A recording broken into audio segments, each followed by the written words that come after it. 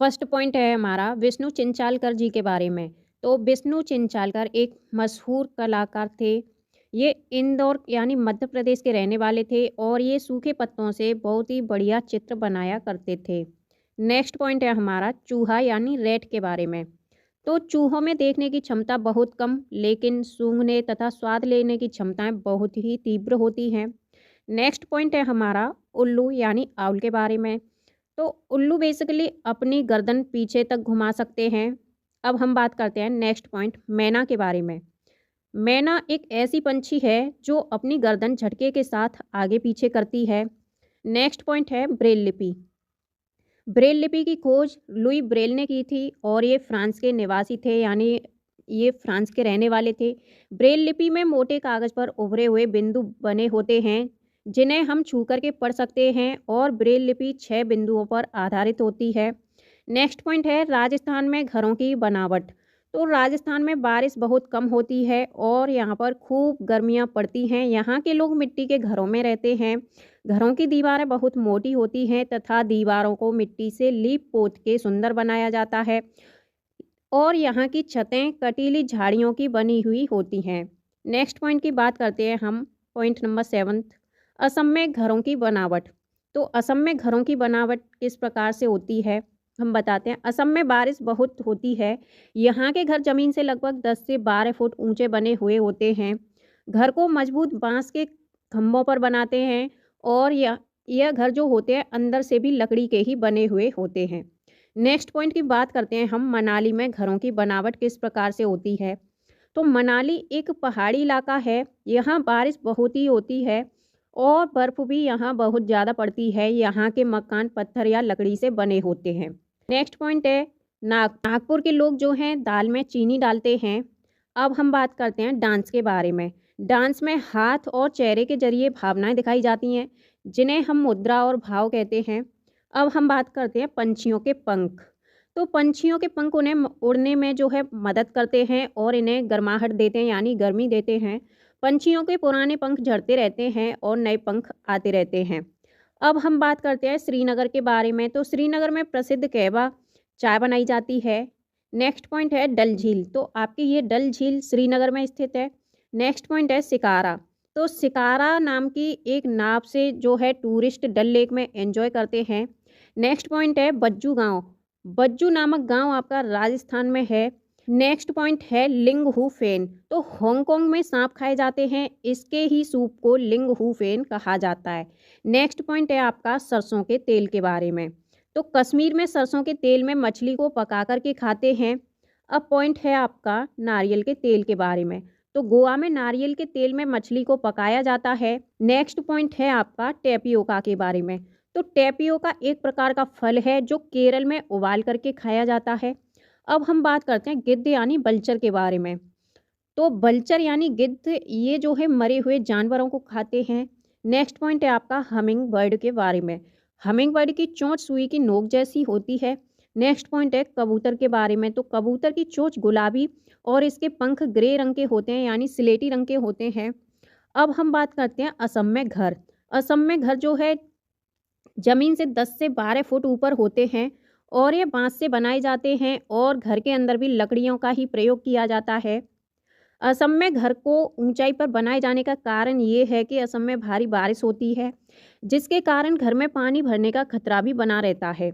Next point है मनाली में घर। तो मनाली में पत्थर और लकड़ी दोनों से घर बनाए जाते हैं और यहाँ बारिश के साथ साथ बर्फ भी पड़ती है। नेक्स्ट पॉइंट है राजस्थान में घर। तो राजस्थान में मड जो कि एक प्रकार की गीली मिट्टी होती है, इसके घर बनाए जाते हैं और छत यहाँ की झाड़ियों की बनी हुई होती है। नेक्स्ट पॉइंट है घर के आंगन में गड्ढा। तो राजस्थान के लोग अपने घर के आंगन में गड्ढा बनाते हैं और छत को ढलानदार यानी राजस्थान के लोग छत को ढलानदार बनाते हैं जिससे कि बारिश के पानी को इकट्ठा करते हैं और उसका प्रयोग अपने दैनिक जीवन में करते हैं। अब हम बात करते हैं नेक्स्ट पॉइंट ट्रॉली के बारे में। तो यह एक प्रकार की जो है लकड़ी से बना हुआ झूला होता है जो लोहे की रस्सी पर लगी हुई होती है और पुली की मदद से इस रस्सी पर ये सरकता है। 4-5 बच्चे इसमें एक साथ बैठ सकते हैं। नेक्स्ट पॉइंट है सीमेंट का पुल। तो यह सीमेंट ईंटों तथा लोहे के सरियों से बने हुए होते हैं। नेक्स्ट पॉइंट है बल्लम के बारे में। तो बल्लम केरल में नदी पार करने के लिए प्रयोग किया जाता है। बल्लम लकड़ी की एक छोटी नाव होती है। अब हम बात करते हैं ऊँट गाड़ी के बारे में। तो राजस्थान में एक जगह से दूसरे जगह आने जाने के लिए ये प्रयोग में लाई जाती है, जो कि रेत में भी चल सकती है। नेक्स्ट पॉइंट है आपका बैलगाड़ी। तो ये मैदानी इलाकों के गांव में अक्सर प्रयोग में लाई जाती है। अब हम बात करते हैं उत्तराखंड के बारे में। तो उत्तराखंड में ऊबड़ खाबड़ पथरीले रास्ते पाए जाते हैं। नेक्स्ट पॉइंट है पंछियों के कान के बारे में। तो पंछियों के कान दिखते नहीं हैं, लेकिन उनके सिर के दोनों तरफ छोटे छोटे छेद होते हैं। यह पंखों से ढके हुए होते हैं और इन्हीं की मदद से पंछी सुन सकते हैं। छिपकली के कान। तो छिपकली के भी छोटे छेद जैसे कान होते हैं, जो बहुत ध्यान से देखने पर ही दिखाई देते हैं। नेक्स्ट पॉइंट है मगरमच्छ छेद जैसे कान। तो मगरमच्छ के भी छोटे छेद जैसे कान होते हैं, लेकिन आसानी से दिखाई नहीं देते। अब नेक्स्ट पॉइंट है खाल पर डिजाइन। तो जानवरों की खाल पर डिजाइन उनके शरीर पर बाल होने के कारण होते हैं। नेक्स्ट पॉइंट है हाथी यानी एलिफेंट के बारे में। तो एक बड़ा हाथी एक दिन में 100 किलो से ज़्यादा पत्ते और झाड़ियाँ खा लेता है। हाथी बहुत कम आराम करता है। हाथी केवल एक दिन में 2 से 4 घंटे ही सोता है।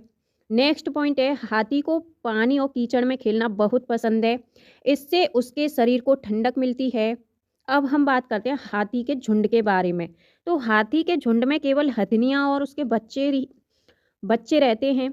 झुंड की सबसे बुजुर्ग हथनी ही पूरे झुंड की नेता होती है। हाथी के एक झुंड में 10 से 12 हथनी और बच्चे होते हैं। 14 से 15 साल तक के हाथी झुंड में रहते हैं, फिर बाद में वह झुंड को छोड़ देते हैं।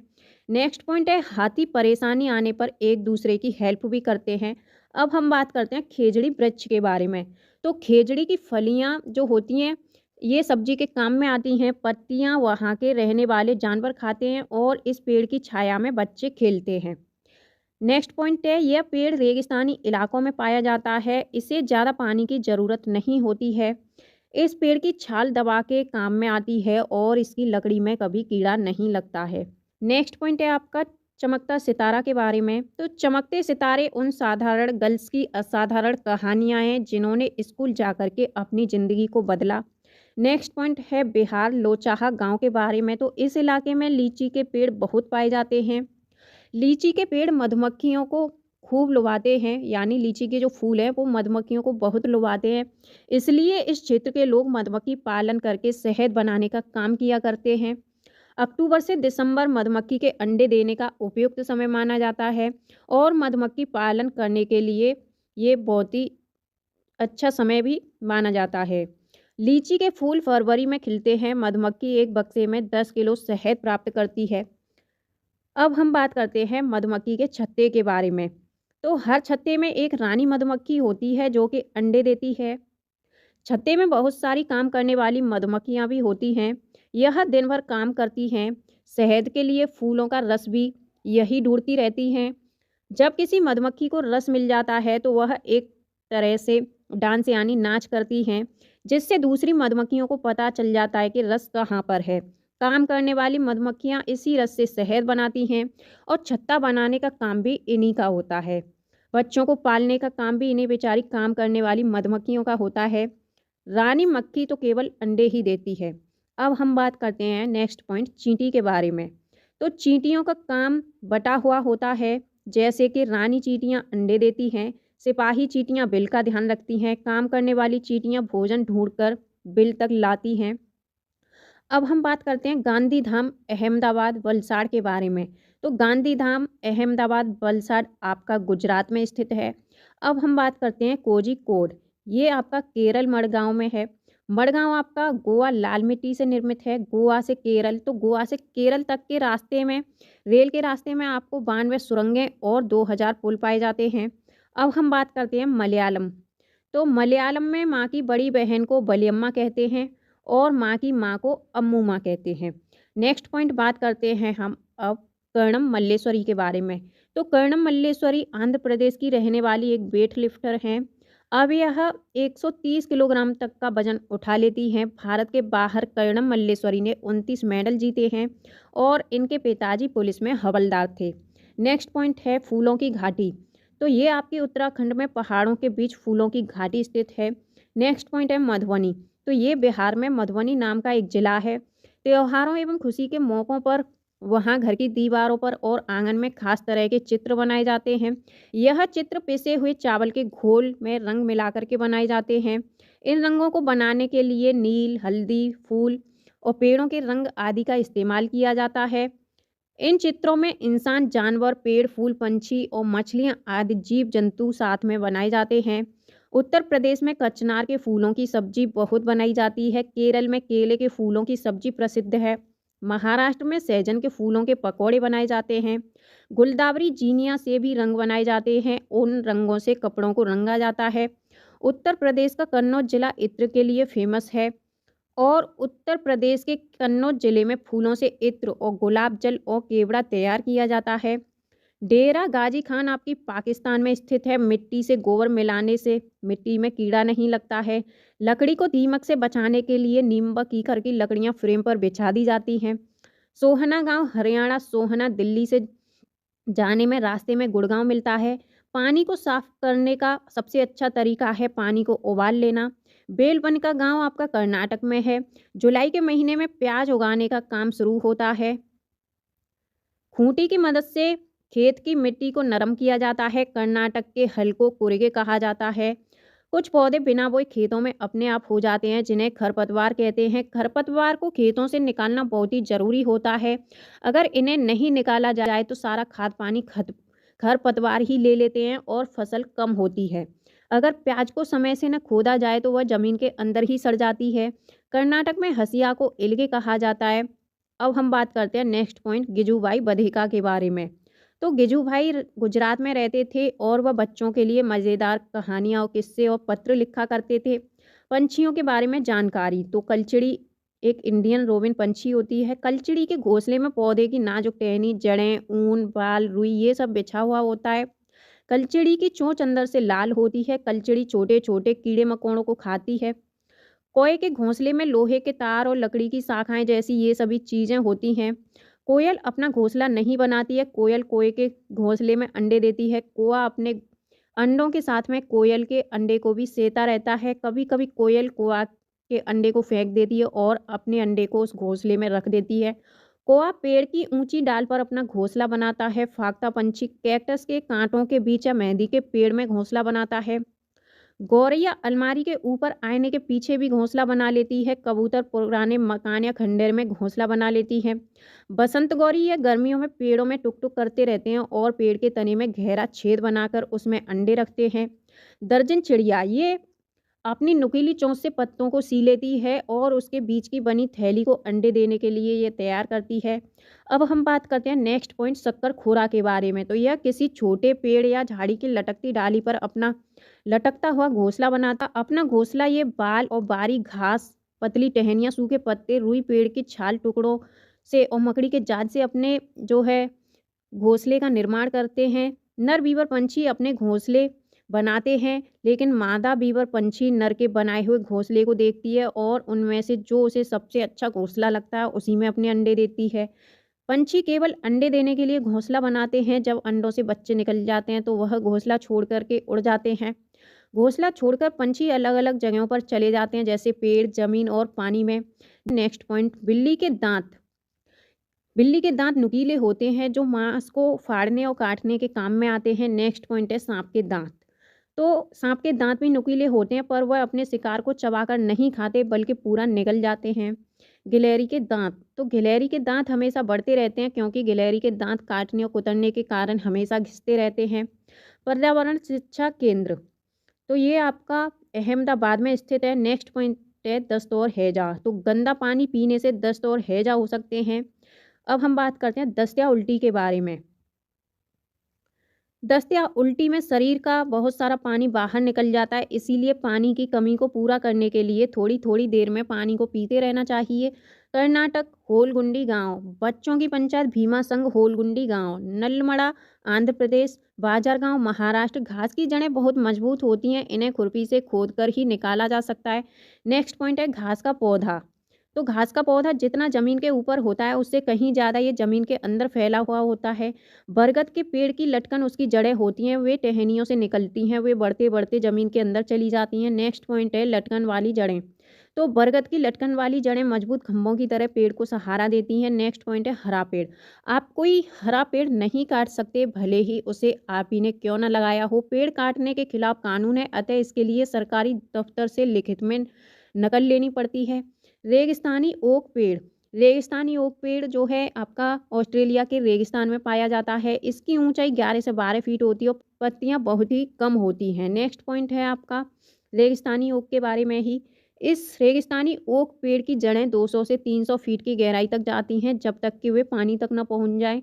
और रेगिस्तानी ओक पेड़ के तने में पानी जमा होता रहता है। जब कभी इस इलाके में पानी की कमी होती है तो वहाँ के लोग इसके तने के अंदर पतला सा पाइप डाल करके पानी निकाल लेते हैं। नेक्स्ट पॉइंट है बिहू का त्यौहार। तो बिहू का त्यौहार आपका असम में चावल की नई फसल के कटने पर ही मनाया जाता है। भेलाघर। तो भेलाघर असम में घास और बांस से बने हुए होते हैं। उरुका। उरुका बिहू से पिछले दिन की शाम को कहते हैं। अब है आपका बोरा व चेवा। ये जो है चावल के 2 प्रकार हैं जो पकने के बाद चिपचिपे हो जाते हैं। इसे असम में खाया जाता है। चेवा चावल। ताव कढ़ाई में आग में रखकर उसमें पानी उबालेंगे और भीगे हुए चावल से भरी हुई कढ़ाई इस पर रख देंगे तथा उसे केले के पत्तों से ढक देंगे। थोड़ी देर बाद चेवा चावल खाने के लिए आपके तैयार हो जाते हैं। नेक्स्ट पॉइंट है चाय के साथ पीठा। तो ये असम में चाय के साथ में पीठा दिया जाता है। पीठा बना हुआ एक केक होता है जो भारत के असम, उड़ीसा और पश्चिम बंगाल में ज़्यादा खाया जाता है। बिहू त्योहार। तो बिहू त्योहार में औरतें पीले रंग के कपड़े पहनती हैं, लड़कियां रंग बिरंगी मेखला चादर पहनती हैं। भात सुक्तो। तो चावल और रसे वाली सब्जी को भात सुक्तो कहा जाता है। पोचमपल्ली आपका आंध्र प्रदेश में स्थित है। इस जिले के अधिकतर लोग बुनकर हैं, अतः बुनाई को पोचमपल्ली के नाम से जाना जाता है। कुल्लू की शॉल, मधुबनी पेंटिंग, असम की सिल्क, कश्मीरी कढ़ाई। चिट्टियप्पन आपका मलयालम में चिट्टियप्पन पिता के छोटे भाई को कहा जाता है। कुंजमा पिता के छोटे भाई की पत्नी को कहा जाता है। मसालों का बगीचा। केरल में मसालों का बगीचा स्थित है। वहीदा प्रिज्म। तो लेफ्टिनेंट कमांडर वहीदा प्रिज्म ये पहली महिला जिन्होंने पूरी परेड की कमान संभाली थी। धन्नावंडी गांव आपका राजौरी जम्मू कश्मीर में है। धन्नावंडी गांव आपका यहाँ पे जब भी परेड होती है तो पीछे 4 टुकड़ियां चलती हैं और पूरी परेड में 36 निर्देश दिए जाते हैं। स्किटपो पुल आपका लद्दाख का गांव है। लद्दाख में माँ को आमाले, पिता को बाबाले और बाबा को मेमेले कहा जाता है। नेक्स्ट पॉइंट हम बात करते हैं चींटियों के बारे में। तो चींटियां चलते समय ज़मीन पर कुछ ऐसा छोड़ती हैं जिससे कि सूंघकर चींटियों को रास्ता मिल जाता है और इसीलिए हम लोग देखते हैं कि चींटियां हमेशा एक लंबी कतार में क्रमबद्ध तरीके से चलती हैं। नेक्स्ट पॉइंट है मच्छर हमारे शरीर की गंध, तलवे के गंध और हमारे शरीर की गर्मी से हमें ढूंढ लेते हैं। नेक्स्ट पॉइंट बात करते हैं हम रेशम का कीड़ा। तो रेशम का कीड़ा अपनी मादा को उसकी गंध से कई किलोमीटर दूर से ही पहचान लेता है। नेक्स्ट पॉइंट है कुत्ते के बारे में। तो कुत्ता चलते समय रास्ते पर मलमूत्र का त्याग करते हैं जिससे उसे रास्ते को पहचानने में आसानी होती है। पंछियों के आँख उसके सिर के दोनों तरफ होती हैं, इसलिए पंछी एक ही समय में 2 अलग-अलग चीज़ों पर नज़र डाल सकते हैं। ज़्यादातर पंछियों की आँखों की पुतली घूम नहीं पाती है, इसलिए पंछी अपनी गर्दन घुमा के आसपास की चीज़ों को देखते हैं। चील, बाज और गिद्ध जैसे पंछी हमसे 4 गुना ज़्यादा दूरी से देख पाते हैं। रात में जागने वाले जानवर हर चीज़ को सफ़ेद और काली रंग में ही देख पाते हैं। सांप जमीन पर हुए कंपन को सुन पाता है। मछलियाँ खतरों की चेतावनी एक दूसरों को बिजली की तरंगों से देती हैं। नेक्स्ट पॉइंट हम बात करते हैं स्लॉथ के बारे में। तो स्लॉथ के बारे में इम्पोर्टेंट फैक्ट हम बताते हैं। स्लॉथ भालू जैसे दिखते हैं लेकिन ये भालू नहीं होते। यह दिन में लगभग 17 घंटे पेड़ों से उल्टे सिर लटककर मस्ती से सोते हैं। यह जिस पेड़ पर रहते हैं उसी के पत्ते खाकर पलते हैं। जब यह पेड़ के सारे पत्ते खा लेते हैं तब वे फिर से उतरकर पास के पेड़ों पर चले जाते हैं।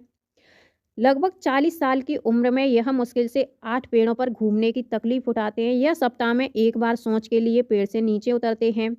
अब हम बात करते हैं बाघ के बारे में। तो बाघ अंधेरे में हमसे 6 गुना बेहतर देख पाते हैं। बाघ की मूंछें हवा में हुए कंपन को भांप लेती हैं और उससे उसे शिकार की बिल्कुल सही स्थिति का पता चल जाता है। इससे उन्हें अंधेरों में रास्ता ढूंढने में भी मदद मिलती है।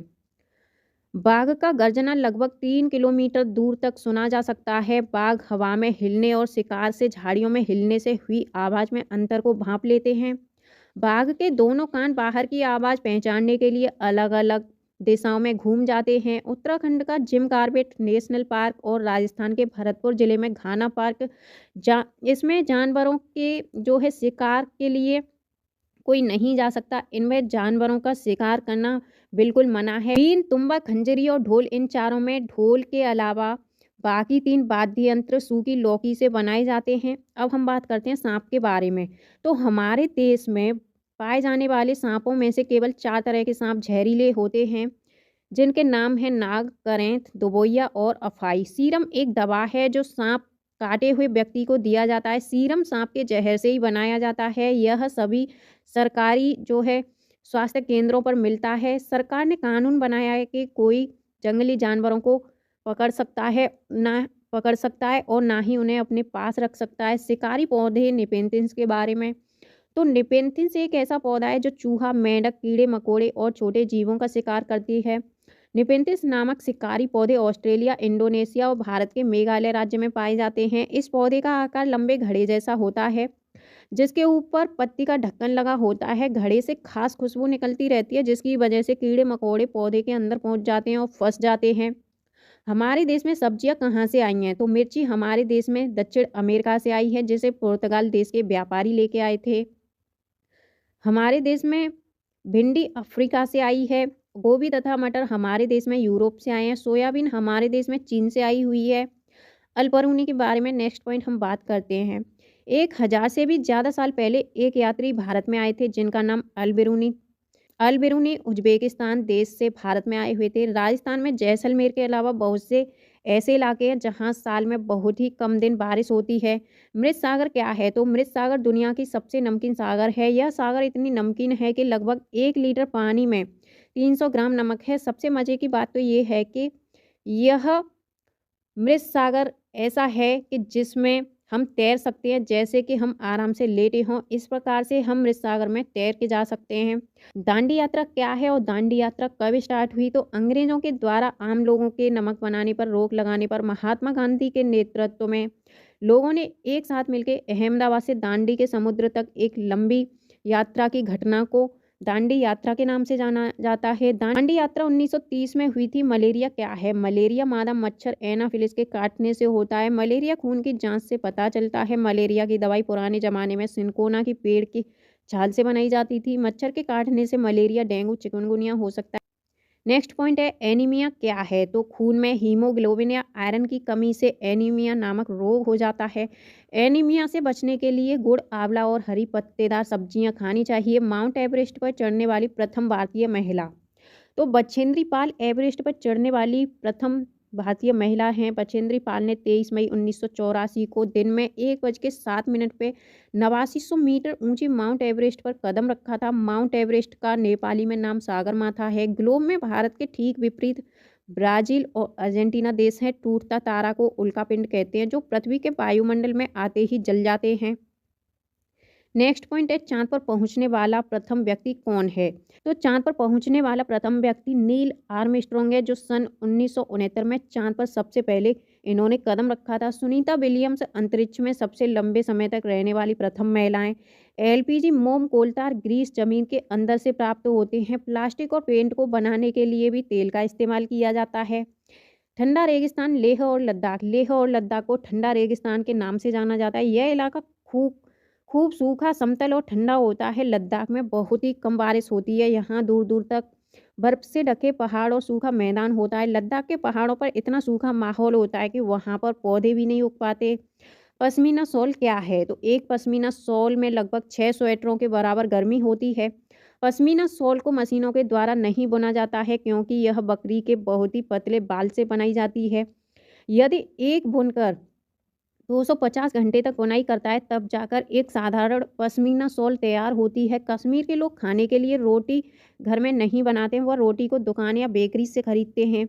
हाउस बोट क्या है? तो हाउस बोट 80 फुट तक लंबे तथा बीच में 8 से 9 फुट चौड़े वाले एक नाव की तरह होता है। इसमें श्रीनगर में बाहर से आए हुए पर्यटक लोग रहते हैं। नेक्स्ट पॉइंट है केंचुए के बारे में। तो केंचुए जमीन में छेद बनाते हैं, जिससे जमीन पोली हो जाती है। इन केंचुए के मल से जमीन उपजाऊ बनती है। कुड़ुक भाषा झारखंड की भाषा है। जंगल का अधिकार कानून 2007। तो यह कानून आदिवासियों को जंगल पर उनका हक दिलाता है। जो लोग कम से कम 25 साल से जंगल में रह रहे हैं, उनका वहाँ के जंगल और वहाँ पैदा होने वाली चीज़ों पर हक है। उन लोगों को जंगल से हटाया नहीं जा सकता है। झूम खेती क्या है?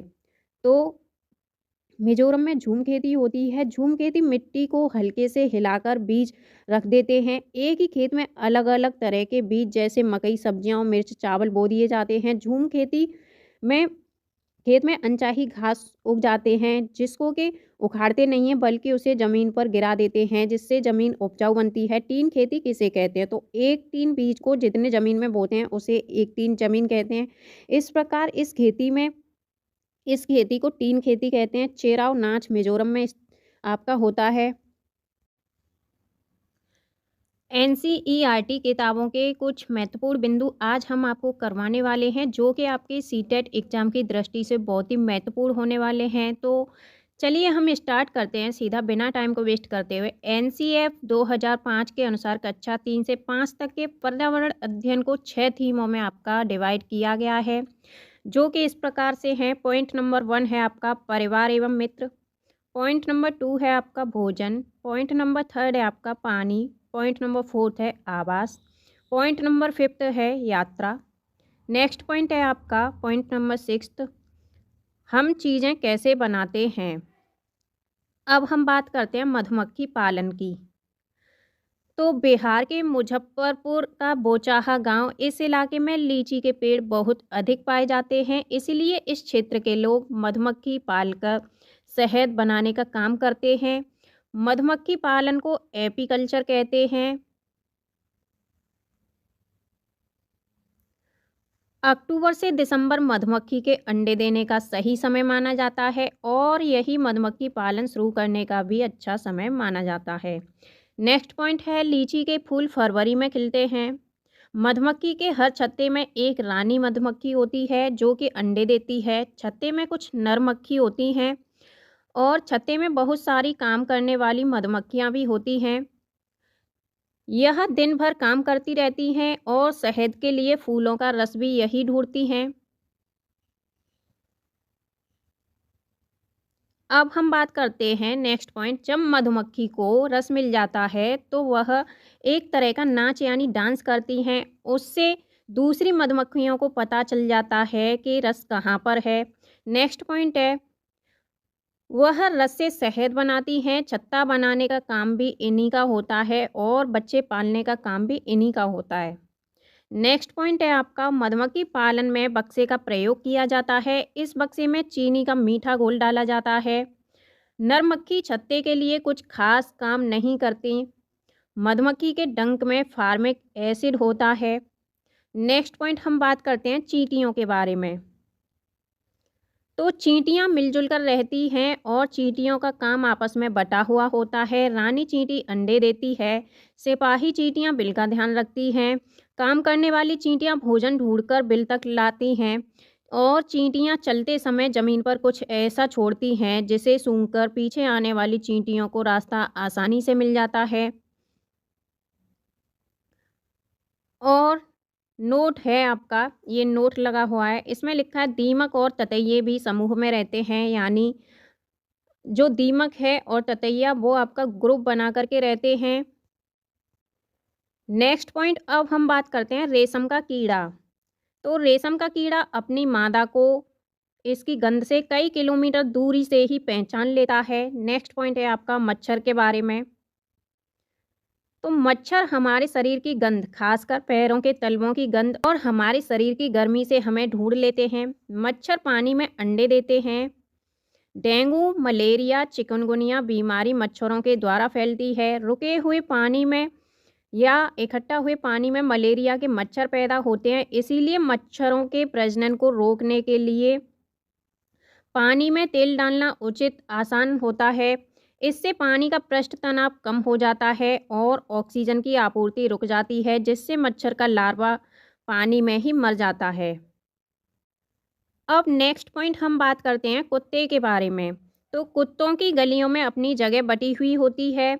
एक कुत्ता दूसरे कुत्ते के मलमूत्र की गंध से जान लेता है कि उसके इलाके में बाहर का कुत्ता आ गया है। अब नेक्स्ट पॉइंट हम बात करते हैं चूहे के बारे में। तो चूहों की देखने की क्षमता बहुत कम होती है, लेकिन इनके सूंघने, छूने और टेस्ट करने की क्षमता बहुत अधिक होती है। नेक्स्ट पॉइंट अब हम बात करते हैं उल्लू के बारे में। तो उल्लू अपनी गर्दन पीछे तक घुमा सकते हैं। मैना, तो मैना झटके से अपनी गर्दन आगे पीछे करती रहती है। नेक्स्ट पॉइंट है चील, बाज और गिद्ध। चील, बाज और गिद्ध हमसे 4 गुना अधिक दूरी तक देख पाते हैं। चील की पूंछ खांचे वाली होती है और गिद्ध मरे हुए जानवरों को खाकर जगह को साफ कर देता है और आकाश में ऊंचाई पर ये उड़ता है। नेक्स्ट पॉइंट अब हम बात करते हैं कलचिड़ी या इंडियन रोबिन पंछी के बारे में। तो कलचिड़िया जो होती है वो पत्थरों के बीच अपना घोंसला बनाती है। इनके घोंसले में पौधे की नाजुक टहनी, जड़ें, ऊन, बाल, रुई ये सब बिछा हुआ होता है और यह छोटे छोटे कीड़े मकोड़े खाती है। इनकी चोंच अंदर से लाल होती है। नेक्स्ट पॉइंट अब हम बात करते हैं कौआ के बारे में। तो कौए के घोंसले में लोहे के तार और लकड़ी की टहनियाँ जैसी चीज़ें भी होती हैं। कौआ पेड़ की ऊंची डाल पर घोंसला बनाता है। कोयल अपना घोंसला नहीं बनाती है, वह कौए के घोंसले में अंडे देती है। कौआ अपने अंडों के साथ साथ कोयल के अंडों को भी सेता है। नेक्स्ट पॉइंट हम बात करते हैं फाख्ता पंछी के बारे में। तो फाख्ता कैक्टस कांटों के बीच या मेहंदी की मेड़ में अपना घोंसला बनाती है। नेक्स्ट पॉइंट है गौरैया। गौरैया अलमारी के ऊपर आईने के पीछे अपना घोंसला बनाती है। नेक्स्ट पॉइंट है बसंत गौरी। बसंत गौरी यह गर्मियों में टुक टुक करती रहती है, पेड़ के तने में गहरा छेद बना करके उसमें अंडे रखती है। नेक्स्ट पॉइंट है कबूतर के बारे में। तो कबूतर पुराने मकान या खंडर में अपना घोंसला बनाते हैं। नेक्स्ट पॉइंट है दर्जन चिड़िया। तो दर्जन चिड़िया अपनी नुकीली चोंच से पत्तों को सी लेती है और उसमें से एक थैली सी बना लेती है और उसमें अंडे देती है। शक्कर खोरा। शक्कर खोरा किसी छोटे पेड़ या झाड़ी की डाली पर अपना लटकता हुआ घोंसला बनाती है। इसका घोंसला बाल, मकड़ी के जाले, पतली टहनियाँ, बारीक घास और सूखे पत्ते, रुई, पेड़ की छाल के टुकड़े और कपड़ों के चीथड़ों से ये अपना घोंसले का निर्माण करती हैं। नेक्स्ट पॉइंट है नर बीवर पंछी। तो नर बीवर पंछी अपने घोंसले बनाते हैं। मादा बीवर पंछी उन सभी घोंसलों को देखती है, फिर उनमें से जो घोंसला सबसे ज़्यादा पसंद आता है उसमें ही वह अंडे देती है। यानी ये अपने घोंसले का निर्माण नहीं करती मादा बीवर पंछी। नेक्स्ट पॉइंट है पंछी केवल अंडे देने के लिए घोंसला बनाते हैं। जब अंडों से बच्चे निकल जाते हैं तो वह घोंसला छोड़कर उड़ जाते हैं। घोंसला छोड़कर पंछी अलग अलग जगह चले जाते हैं, जैसे कि पेड़ों पर, जमीन पर और पानी में।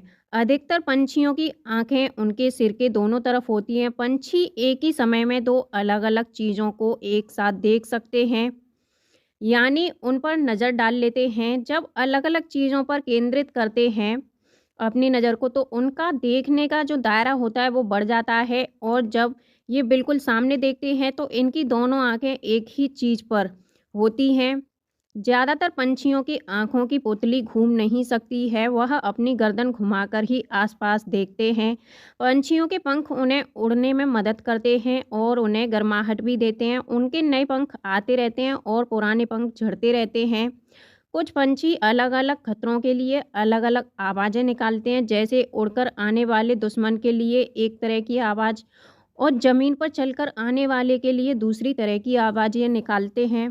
पंछियों के कान दिखते नहीं हैं, लेकिन इनके सिर के दोनों तरफ छोटे छोटे छेद होते हैं जो पंखों से ढके हुए होते हैं। पंछी इन्हीं की मदद से सुनते हैं। नेक्स्ट पॉइंट हम बात करते हैं हाथी यानी एलिफेंट के बारे में। तो हाथी को पानी और कीचड़ में खेलना बहुत पसंद है, इससे उनके शरीर को ठंडक मिलती है। हाथी के कान पंखे जैसे होते हैं। गर्मी लगने पर हाथी अपने कान हिलाकर हवा करते हैं।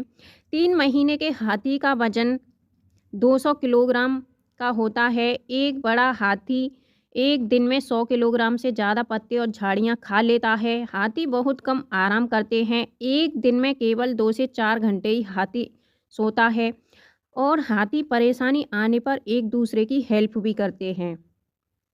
नेक्स्ट पॉइंट हम बात करते हैं हाथी के झुंड के बारे में। तो झुंड में केवल हथनियाँ और बच्चे ही रहते हैं। झुंड की सबसे बुजुर्ग हथिनी ही पूरे झुंड की नेता होती है। अब हम बात करते हैं स्लॉथ के बारे में। तो स्लॉथ भालू जैसा दिखता है, पर ये भालू से अलग होते हैं।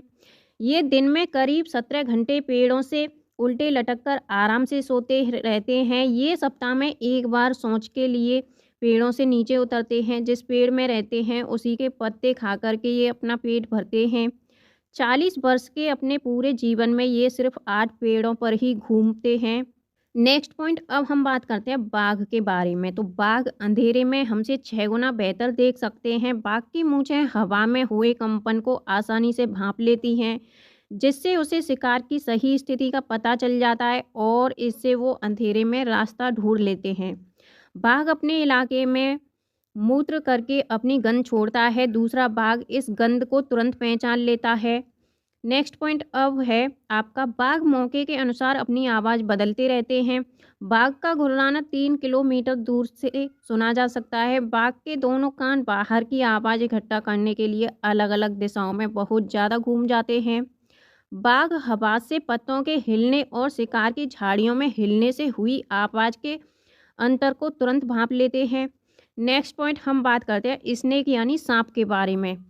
तो हमारे देश में केवल 4 तरह के ही जहरीले सांप होते हैं, जिनके नाम हैं नाग, करैंत, दोबोइया तथा अफाई। जब सांप किसी को काटता है तो उसके 2 खोखले जहर वाले दांतों से उस व्यक्ति के शरीर में जहर चला जाता है। इस जहर से बचने के लिए उस व्यक्ति को सीरम नाम की दवाई दी जाती है। सांप के जहर से ही ये दवा बनाई जाती है। सांप के दांत नुकीले होते हैं, लेकिन वह अपने शिकार को चबाकर नहीं, बल्कि ये पूरा निगल जाता है।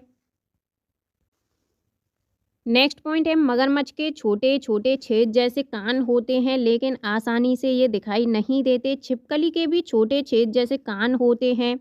मछलियाँ खतरों की चेतावनी एक दूसरे को बिजली की तरंगों के माध्यम से देती हैं। डॉल्फिन भी अलग अलग तरह की आवाज़ निकालती है और एक दूसरे से बात करती हैं। गिलहरी के दांत हमेशा बढ़ते रहते हैं। दांतों से काटने और कुतरने के कारण इनके दांत घिस जाते हैं। बिल्ली के दांत नुकीले होते हैं, जो मांस को फाड़ने और काटने के काम में आते हैं। गाय गाय के आगे के दांत पत्तों को काटने के लिए होते हैं और पीछे के दांत चपटे और बड़े होते हैं, जो घास को चबाने के काम में आते हैं। जानवर जानवरों की खाल पर जो डिजाइन होते हैं वह उनके बालों के रंग के कारण होते हैं। दिन में जागने वाले जानवर आमतौर पर कुछ रंग ही देख पाते हैं और रात में जागने वाले जानवर हर चीज़ को सफ़ेद और काली रंग में देख सकते हैं। बहुत से जानवर किसी खास मौसम में लंबी गहरी नींद में चले जाते हैं, जैसे कि छिपकली। कुछ जानवर तूफान या भूकंप आने के कुछ समय पहले अजीब हरकतें करने लगते हैं। जंगलों में रहने वाले लोग समझ जाते हैं कि कुछ बुरा होने वाला है। जानवरों में भी देखने, सुनने और महसूस करने की शक्ति होती है। वैज्ञानिकों का मानना है कि कई जानवरों की अपनी पूरी भाषा होती है। जिन जानवरों के बाहरी कान व शरीर पर बाल होते हैं वे बच्चे देते हैं। जिन जानवरों के बाहरी कान व शरीर पर बाल नहीं होते वे अंडे देते हैं। स्तनधारियों की विशेषताओं में इनके शरीर पर बाल का पाया जाना और कान के मध्य भाग में 3 अस्थियां मेलियन, इनकस और स्टेप्स का पाया जाना प्रमुख होता है। नेक्स्ट पॉइंट है, घास का पौधा जितना जमीन के ऊपर होता है उससे कहीं ज़्यादा जमीन के अंदर फैला हुआ होता है। घास की जड़ें बहुत मजबूत होती हैं। इन्हें खुरपी से खोद कर ही निकाला जा सकता है। नेक्स्ट पॉइंट हम बात करते हैं बरगद के बारे में। तो बरगद के पेड़ की लटकन उसकी जड़ों तक होती है। ये टहनियों से निकलती है और आगे बढ़ते बढ़ते ज़मीन के अंदर चली जाती हैं। यह जड़ें मजबूत खंभों की तरह पेड़ को सहारा देती रहती हैं। नेक्स्ट पॉइंट है आपका रेगिस्तानी ओक के बारे में। तो ऑस्ट्रेलिया में रेगिस्तानी ओक पेड़ पाया जाता है, जिसकी ऊंचाई 11 से 12 फीट होती है और इसकी पत्तियां बहुत कम होती हैं।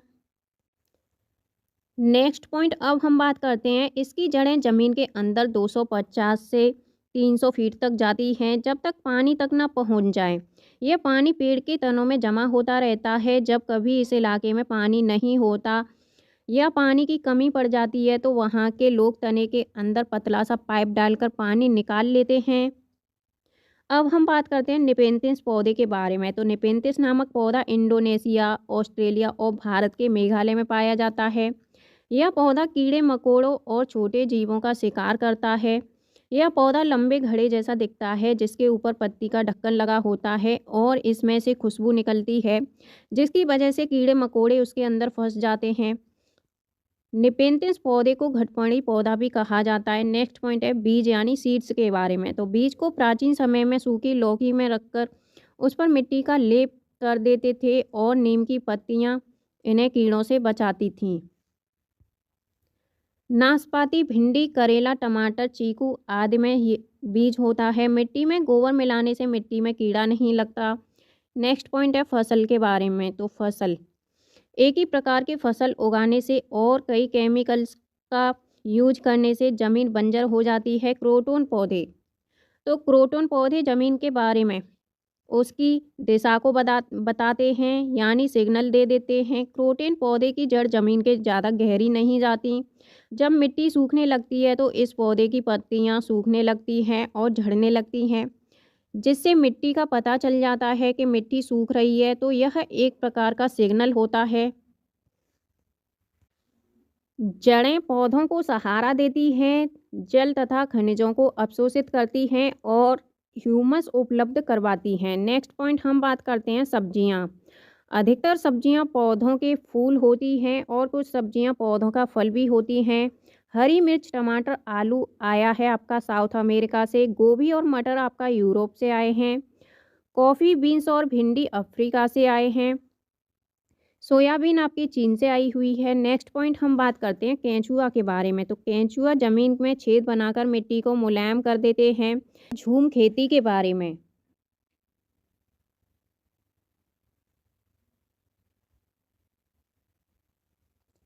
तो इस जगह जो बांस या जंगल उग जाता है उसे उखाड़ते नहीं हैं, बस गिरा करके जला देते हैं। यह राख जमीन में खाद का काम करती है और जमीन को जलाते हुए आसपास के पेड़ न जलें, जंगलों को नुकसान न पहुंचे, इसका भी ध्यान रखा जाता है। फिर इस ज़मीन में खेती की बारी आती है तो ज़मीन को जोता नहीं जाता, मिट्टी को हल्के से हिला करके बीज छिड़क देते हैं। एक ही खेत में अलग अलग तरह के बीज जैसे कि मकई, सब्जियां, मिर्च और चावल बोए जाते हैं। फसल के समय भी अनचाही घास और पौधे को उखाड़ते नहीं हैं, उन्हें गिरा देते हैं ताकि वे ज़मीन की मिट्टी में मिल जाएं। इससे भी ज़मीन उपजाऊ बनती है। मुख्य फसल चावल की यहाँ पर होती है। फसल पकने पर गांव में सबसे बड़ा त्यौहार मनाया जाता है और चेराव नाच भी करते हैं। इस नाच में ज़मीन पर बांस की डंडी लेकर दो लोगों की जोड़ी आमने सामने बैठती है। ढोल की ताल पर डंडियों को ज़मीन पर पीटते हैं। डंडियों के बीच लोग कतार में खड़े होकर के कूदते और नाचते रहते हैं। स्थानांतरित जो खेती या झूम खेती आपकी उत्तर पूर्वी पर्वतीय तथा आदिवासी क्षेत्रों में की जाती है। इसे जनजातीय कृषि के नाम से भी जाना जाता है। नेक्स्ट पॉइंट है झूम खेती मिजोरम में होती है। मिजोरम की मुख्य फसल चावल है। मिजोरम में 3/4 लोग जंगल में रहते हैं। यहाँ खेती की लॉटरी निकाली जाती है। ज़मीन को साझा मानकर सभी लोगों को बारी बारी उस ज़मीन पर खेती करने का अवसर मिलता है। मिजोरम में मिजो भाषा बोली जाती है। मिजोरम में बांस के बर्तन बनाए जाते हैं। जिस मैदान में 1 टीन बीज बोए जाते हैं उसे 1 टीन जमीन बोलते हैं। कुड़ुक झारखंड की एक आदिवासी जनजाति है। कुड़ुक भाषा में जंगल को तोरंग कहते हैं। भारत के उत्तर पूर्वी क्षेत्रों में स्थानीय खेती करने का रिवाज है। बेलवन का गांव कर्नाटक में है। जुलाई के महीने में प्याज उगाने का काम शुरू हो जाता है। खूंटी की मदद से खेत की मिट्टी को नरम किया जाता है। समय पर प्याज न काटी जाए तो वह जमीन के अंदर ही सड़ जाती है। खरपतवार कुछ पौधे बिना बोए खेतों में अपने आप उग जाते हैं जिन्हें खरपतवार कहते हैं। इन्हें निकालना जरूरी होता है, नहीं निकालेंगे तो सारा खाद पानी ये ही ले लेते हैं और ज़मीन कम उपजाऊ बनती है। होलगुंडी गांव कर्नाटक में है। बच्चों की पंचायत भीमा संघ होलगुंडी गांव में है। कर्नाटक की भाषा कन्नड़ है। अब हम बात करते हैं नेक्स्ट पॉइंट उधियू के बारे में। तो सर्दियों में खेत में ही ताज़ी सब्जियों को मसालों के साथ एक मटके में भरते हैं और उसको सीलबंद कर देते हैं। कोयले के अंगारों में मटके को उल्टा रखकर सब्जी को पकाया जाता है। इस पकी सब्जी को कहते हैं उधियू। गुजराती में उधियू का मतलब होता है उल्टा। तो उधियू के साथ मिट्टी के चूल्हे में पकी बाजरे की रोटियों को खाया जाता है। साथ में मक्खन, दही और छाछ भी ली जाती है। गांधीधाम स्टेशन गुजरात में है। गुजरात के प्रमुख खाद्य पदार्थ हैं ढोकला, चटनी और नींबू वाले चावल तथा मिठाई। बनगांव यानी बनबनका आपका गुजरात में है, गांधीधाम अहमदाबाद में है, वलसाड़ गुजरात में है। नेक्स्ट पॉइंट हम बात करते हैं दांडी यात्रा के बारे में। तो गांधी जी का कहना था जो चीज़ें हमें कुदरत ने दी हैं उन्हें बनाने पर बंदिश कैसी। उन्होंने लोगों के साथ मिलकर अहमदाबाद से दांडी के समुद्र तक एक लंबी यात्रा की और इस गलत कानून को तोड़ा। नेक्स्ट पॉइंट है ग्रेगर मेंडल के बारे में। तो ग्रेगर मेंडल का जन्म एक गरीब किसान परिवार में 1822 में हुआ था। इन्होंने 7 साल तक मठ में एक बगीचे में 28,000 पौधों पर बारीकी से कई प्रयोग किए और ढेरों आंकड़े इकट्ठे किए।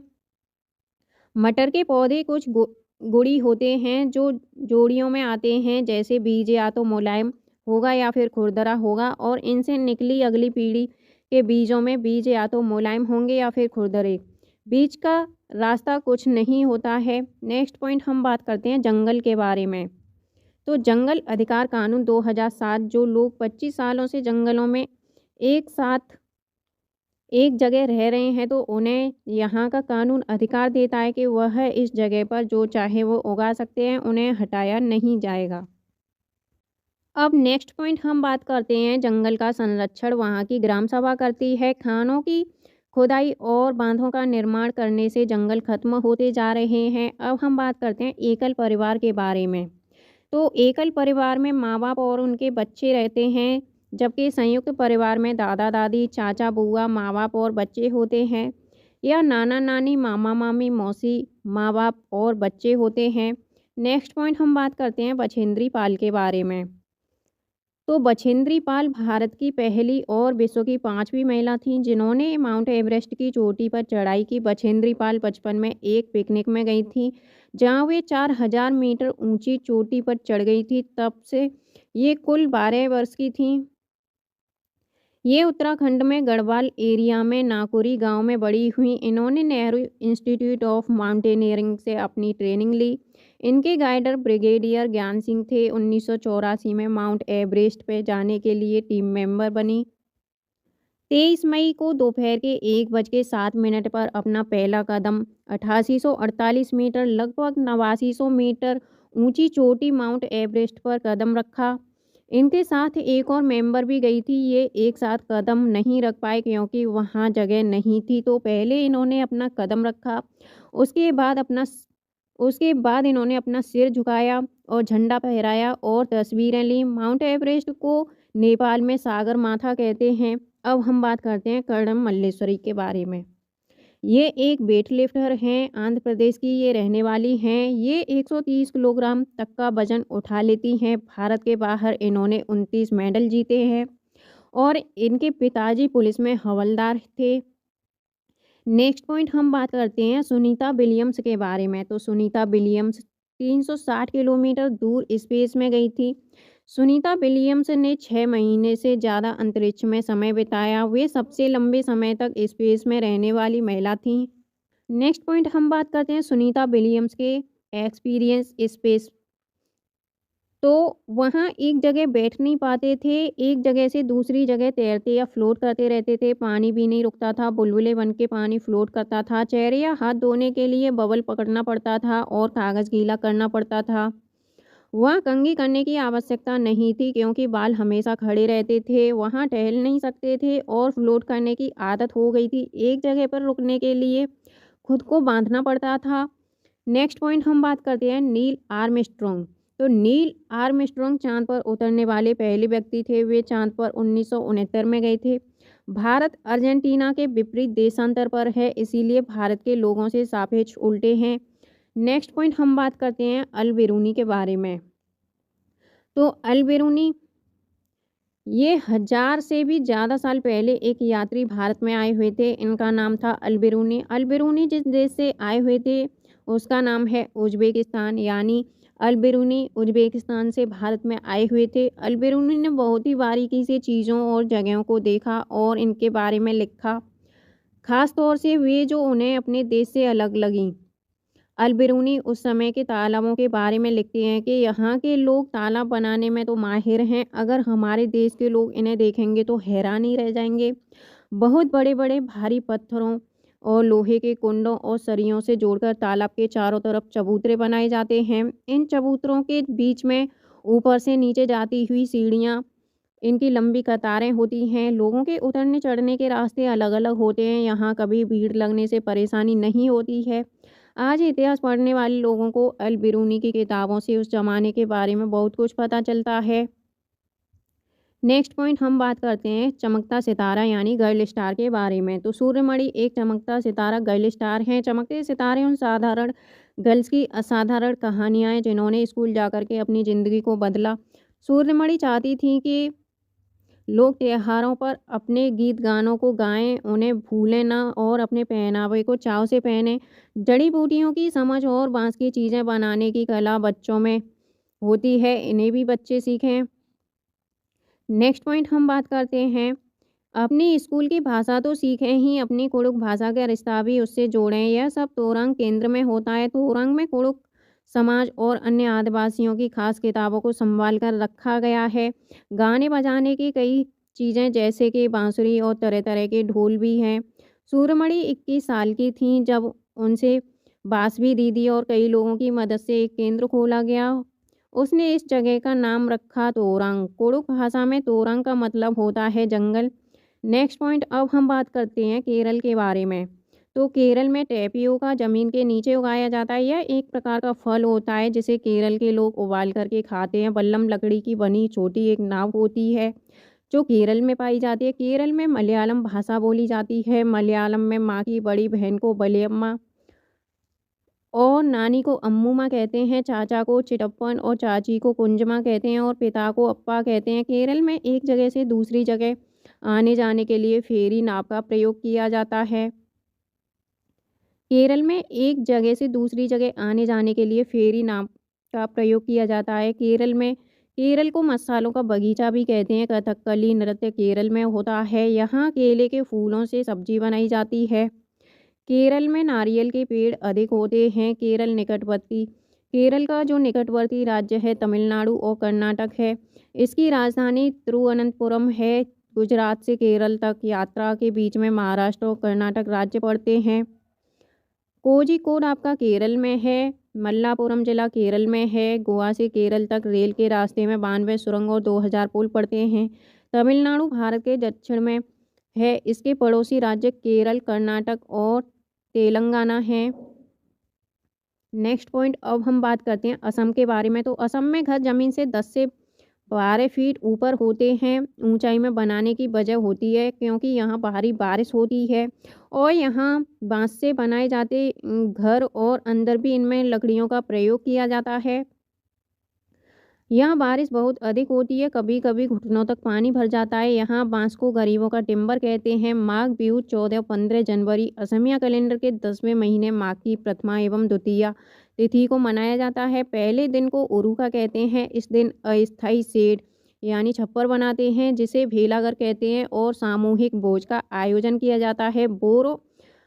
बोरा यानी असम में खाए जाने वाले चावलों को एक प्रकार की ये किस्म होती है चावलों की जो पकने के बाद चिपचिपे हो जाते हैं। बिहू त्योहार चावल की नई फसल कटने पर असम में मनाया जाता है। भेलाघर घास और बांस से बनाया जाता है। ताऊ कढ़ाई को आग पर रखकर उसमें पानी उबालेंगे और भीगे हुए चावलों से भरी हुई कढ़ाई उस पर रख देंगे तथा केले के पत्ते से ढक देंगे। थोड़ी देर बाद चेवा चावल बन करके तैयार हो जाते हैं। औरतें पीले रंग के कपड़े पहनती हैं। लड़कियां रंग बिरंगी मेखला चादर पहनती हैं। नेक्स्ट पॉइंट है भात सुक्तो चावल और रसे वाली सब्जी को कहते हैं। अब हम बात करते हैं राजस्थान के बारे में। तो राजस्थान में मिट्टी के घर बनाए जाते हैं।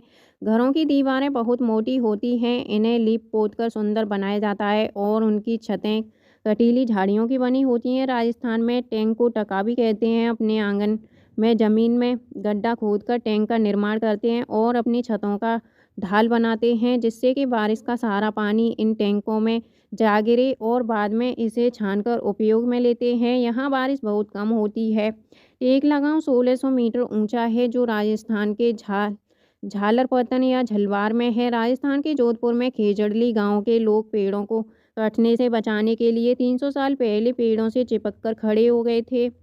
आज 300 साल के बाद भी यहाँ के लोग जो बिश्नोई कहलाते हैं, पेड़ों और जानवरों की रक्षा करते हैं और ये पेड़ों और जानवरों के प्रति बहुत ही संवेदनशील हैं।